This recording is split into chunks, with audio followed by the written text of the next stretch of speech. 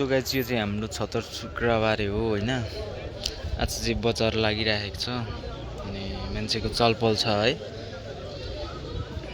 अनि टाढा चलपल छ अनि यहाँबाट देखिने हिमाल छ। यहाँनिर हिमाल देखिन्छ है, मस्तसँगले हिमाल हेर्दै।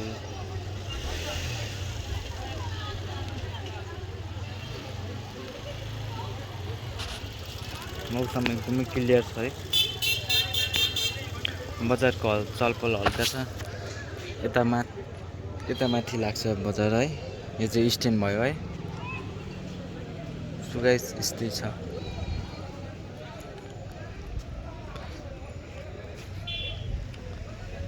बजारको चलपल हल्का छ।